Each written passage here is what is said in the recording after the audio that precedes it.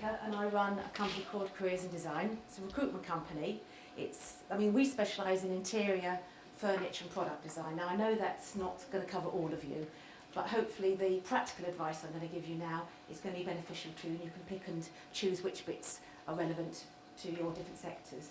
But it's the practical advice I want to give for you to prepare yourself for that dream interview that's going to land you that perfect job that I hope all of you are going to get at some point. Okay, so it's really the steps you need to take in order to find that. I'm not covering freelance or going off on your own. That's not my area of expertise. It's more for finding you a permanent job, okay, or a part-time or contract, but a main job. Firstly, boring, I know, but it's a CV. And it is so important you get that CV right. You might write it 10, 20 times, but that's what tells everyone about you. Okay, so the first thing when you're writing a CV, it may sound straightforward, but it's actually the amount of CVs we get that just look dire and just don't sell the person is unbelievable. So the first thing you need to decide upon is your form, is your content. And it's straightforward, but it needs your name, your contact details, driving licence, those sort of particulars. The next bit is a little profile about you and your skill set. So don't make any assumptions that the person reading your CV knows all about you, because they don't, and what you should be able to do, because they don't. So if it's illustration, good hand drawing skills, if it's photography, if it's CAD skills, computer skills, and put down all of the package. Don't just say I'm CAD literate, I'm IT literate, because that could be any packages or no packages. So make sure you put down the packages and all the computer packages you know, any team building things you've been on, any leadership skills you may have picked up. Just list those out, because you want to try and make your CV look different and as much as possible. And it's difficult when you're graduates because you've not had a lot of life experience out there. So you just want to draw upon anything you can to put down there to show what you can do. Then qualifications, and it is important to put down, your degree and your A levels and your GCSEs. You haven't got to put all your grades down unless they're fantastic and they're A's and A stars and you want to shout about them. But make sure you put down the subjects, because they want to know that even if you're going to an art subject, they'd like to know that you're numerate. If you have done maths and English and those sort of boring subjects, it's still very important out there. And then once you've done that, you go on to your work experience. If you've been lucky to gain the placements or project experience live out there in industry, then just shout about it on your CV, put everything down. If it's dog walking or delivering newspapers or anything like that, put that down as well, because it just shows that you've been enterprising, you've gone out there, you've tried to get some work, you're prepared, because you will have to do some pretty boring jobs to begin with, I'm afraid, in order to work your way up the ladder. So just make sure you put all of that down there, and don't miss anything out. And then at the end you can put your interests down, but don't put socialising, going to the pub. Just put down things like karate. For instance, you could be going for an interview and the person you see without you knowing is a black belt. And the fact that your black belt or your red belt or your whatever you are, could be of interest, or paragliding, or I don't know. You just never quite know the person you're seeing, what their interests are. So just make sure you put that down. Okay, so you've got your format. Now, how's it going to look? You're all in the design and the arts, so I know you're all going to want to make it look different and creative and try and, attract the other person, which is great, because you don't want a boring CV. But please remember that it's got to be, legible. They've got to be able to read it. The font has got to be, readable. If you're looking on a screen, portrait's better than landscape, because then it's, they can read it, they might print it off. So you've got to think of all the practical aspects of a CV. And then a little bit of individuality about it. You might want to put some of your illustrations on it, some thumbnail sketches, a few visuals. Make sure the quality looks good, so when they print it out, it's not all blurry, because that's what they read first, that's you. So it's got to give a really good idea about you, but it's also, got to be readable and legible for them. Okay, so you've got your content and your format. Make sure it's printable. I would not advise a photo. I mean, some recent examples, I had this chap that had a photo of him in an open-top car with sunglasses, posing. Didn't quite give the right impression, particularly actually as he had got experience and he was going for a senior job.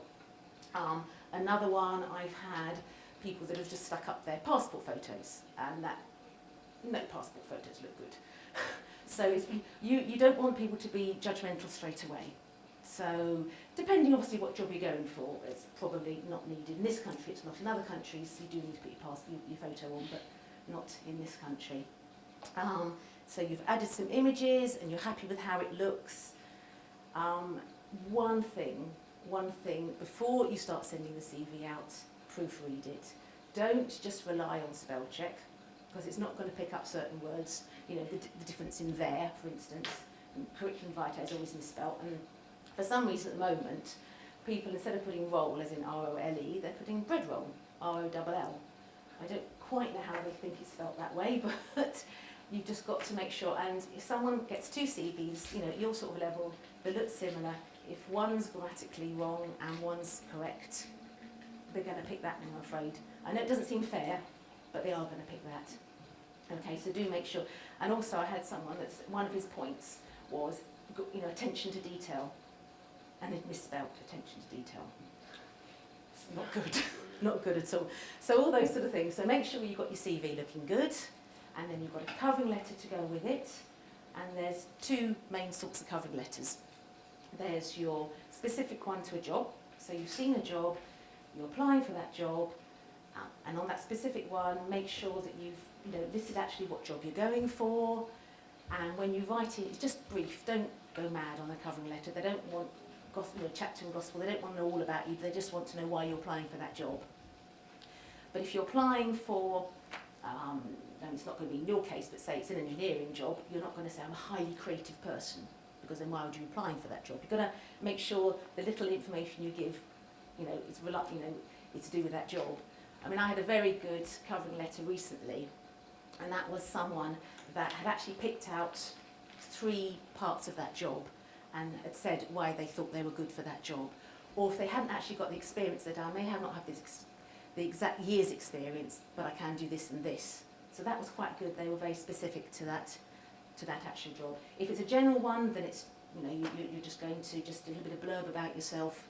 But if you are sending out general covering letters and CVs to everybody, try and find out the person's name you're going to send it to, rather than say it to whoever's it concerns. And also, if you're going to send out, try and do it in small batches. It's control of who you're sending it out to, because you want to be able to follow up afterwards with a phone call.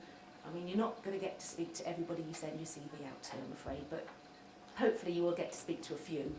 So you want to be able to follow them up, so you want to just send it out in small batches, so you can do that. Okay, so you've got your CV and your covering letter, then portfolio. I don't know, because you're all in sort of different sections of the art, what you're going to send and what you're not. But if you're sending your CV electronically, then I guess you're going to send a small small little shot, a sample and selection of your work, whether it be PowerPoint, whether it be a show reel, whether it be a PDF. I don't know how it is. Photos, images, drawings, illustrations. Just a little bit of a snapshot of what you can do for them to get a bit of a taster. And if you're applying for a specific job, then try and make sure your portfolio is relevant to that. If it's a general one, then you want to show a little bit of everything you do, whether it's hand drawing, whether it's digital, whether it's animation, whatever it is. I can't talk about the music business, I'm afraid. I don't know much about that, but I'm sure you know what you need to be sending along with your CV for that. So you're all ready to go. What do you do now? Who do you send it to? How do you find these people to send it to? Okay, you've got various different ways in order to look for a job. You've got agencies like ourselves, and they are really important and they're really helpful for 2 reasons. A, for finding a job, but also for asking for advice. Make the most of agencies. Find the ones out there that cover your sectors. Send off your CV and a covering letter and a portfolio to them. Follow that up with a phone call. Don't wait for them to come back to you. On the flip side, I know we don't like to be inundated too many times with phone calls, but we are there to help. and find an agency out there that will help you. You know, ask them what you should be doing. Should your CV be changed? Should you change your portfolio? You know, ask them to help you because they should have a really good grip of what your particular industry needs. Okay, so you find yourself an agency. There's job boards. There's hundreds of job boards on the internet. Don't go to all of them because they're not all going to be relevant to yourself. So obviously pick those. When you go on a job board, you'll see it'll list down the different professions and different industries they work in. If it doesn't list yours, they're unlikely to help. So go to those that actually do list the ones you have. Be wary of those you have to pay, purely that you want to make sure you know what you're getting your money's worth. You don't want to find that you're posting your CV to them, paying them whatever it is a month, and then they send your CV to absolutely everybody, even if it's not relevant to what you do. And you don't want your CV landing 10 times on the same person's desk. It's all about controlling, doing it little bit by little bit, having a plan, keeping a note of who you sent your CV to, who you're dealing with, what job boards, what jobs, etc. Again, a little bit boring, but it's really important. So you've got control on what you're doing and where your CV's going to and what companies they are. So you've got the job boards, and they are a great way of finding, you know, a mass of different jobs out there. And then thirdly is direct marketing, and that's down again using the internet or using Yellow Pages even, or trade magazines, finding out the companies, particularly in the areas that you're really interested in. And then again, small batches to send your CV and whatever you're going to send off. It's, if at all possible, I'd actually call up the company and find out the person's name, rather than just sending it in and hoping it'll land on the right person's desk. It's always a good idea if you can actually find out the right person to send it to, and it's a little bit more specific to that person. So send them off in batches, and you're just going to have to keep on trying. I mean, some you'll get answers, some you won't, some you'll get to speak to. You've got to keep on trying, because you will find the person that really is interested in you eventually, hopefully straight away, but if not, hopefully not too long. So there you've got your agencies, your job boards, direct marketing, people you know, word of mouth, and obviously the university here as well, everyone that can help you here. Just ask everybody you can. You can't do it all on your own. At this stage in your career, you need help. Okay? So, I mean, we've spoken about that. I don't think I've actually, did I miss portfolio out? I'm not sure if I did cover that, but the main point is to be happy with what you've got that you're sending out. And lastly, it's interviews. Now, you've got yourself an interview, you're all excited, and then you're a bit nervous, because it's all very new, and until you go to loads of interviews, even then you're always nervous because you don't know what to expect at the other end. So it's all down to, the first thing is to prepare. So you obviously need to know who you're going to go and see, all about the company, do some research. What's really good idea is look into what the companies do, have a little think about who their competitors might be, look at any newspaper articles about them, find out what they've been doing, what they're achieving, see if you can think of some useful comments that would aid in the interview, and questions as well. Take a piece of paper in. You can have all these questions in mind, and you'll sit there and you'll be talking, and they'll say any questions, and you'll go, and then you'll go blank. So just take a piece of paper, and I'll tell you what, they like it because they like to think that you've really thought about the interview, that you've planned, because it shows that you really want the job. So don't worry about taking any materials or newspaper articles or anything in. It's a good idea to do that. So the more prepared you are, the more relaxed you're going to be about the interview, because you know what to expect. So find out about the company, ask the agency, if it's through an agency, what the interviewer is going to be looking out for, what they do and don't like, and get yourself all prepared for that. Do a dummy run before you go to the interview if possible. Work out how long it's going to take. Go on Google Map to see what the front door looks like, so you know what to expect when you get there. Because some studios are tucked away in unusual places, and there's not very obvious nice big shop front for you to go into. So make sure you know where you're going, and you've got all your relevant information. If it takes half an hour, go an hour before. If it takes an hour and a half, go 2 hours. Just take extra, because you can't rely on public transport, I'm afraid. It's always going to go wrong on the one day that you don't want it to. So give yourself extra time. You don't want to be flustered. so you can walk around the block, have a cup of coffee, get yourself all ready before you go in. And the next thing is what you're going to wear. Now that's a bit of a tricky one because if you're going for a corporate interview, an IT interview, although it's obvious, you're suited and booted and there you go.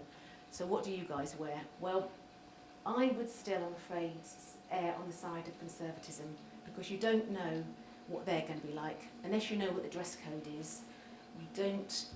You want to show that you want the job, and the best way of showing you want the job is by being suited and booted or similar to that. You want to look smart. If you look smart, then you feel smart and you feel the business, and then you're more likely to do a better interview. I mean, you can add your own quirkiness to it, but you want to look smart. I've got a couple of examples. I had one chap that took his motorbike to the interview and turned up in his biking gear, his leathers, and didn't have a change of clothes.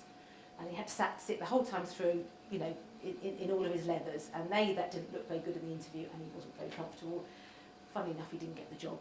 And I've had another girl wearing leather trousers and very high heels that she couldn't walk in. That wasn't too good either. I've had dirty fingernails, I've had unkempt hair, this may sound not important to the job you're going for, but it's getting the right impression at the other end, okay? And one other example, I had a girl that turned up with her dog. She couldn't find anyone to look after it, so she thought she'd bring it along to the interview. The problem there, apart from having a dog, what do you do with it, is the receptionist had to look after it.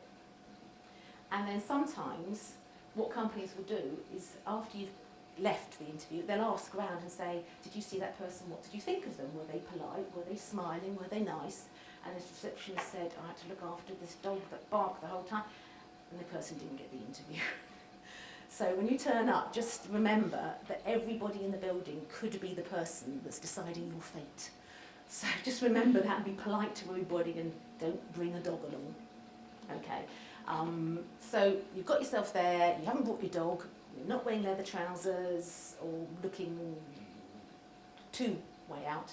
And then the best thing now you can do is just try and enjoy, just try and relax, smile, shake hands, have that piece of paper and ask those questions. When it comes down to questions, try not to ask how much do I get for this job and what are the holidays. Not the best questions to ask straight away, that's for later on. It should be slightly more intelligent and creative questions if at all possible, okay? And then otherwise it's just, answer them, be honest, don't make up things because you'll get found out. If you can say you can do X, Y and Z and then you get the job and you can't, you'll be found out and it doesn't look good. You've just got to be honest, smile, show your work, you've got your portfolio there, or whatever you're taking along, your designs or whatever they're going to listen to or look at.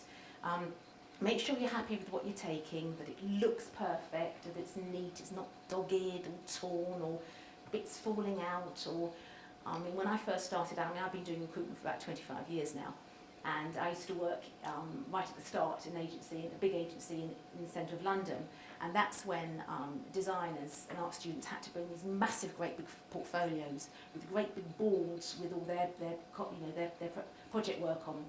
And they just kept falling out and tearing and breaking and bits missing. And you're lucky now, you can bring in lots of different formats.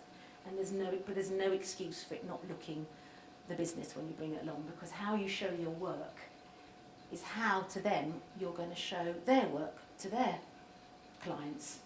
So it's a test right at the start, really, of how you're going to be in front of their clients down the line when you're given a chance to do that.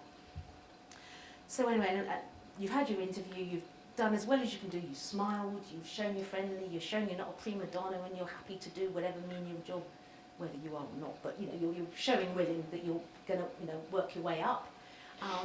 And then all you can do is thank them, make sure you do thank them. And if at all possible, get their business card, because that business card, as many business cards as you can collect, is so important, because that's part of your networking. You can send them an email afterwards to thank them for the interview, telling them things you may have forgotten about in the interview. But that little piece of card, that's really important for you, for your networking and for getting your job.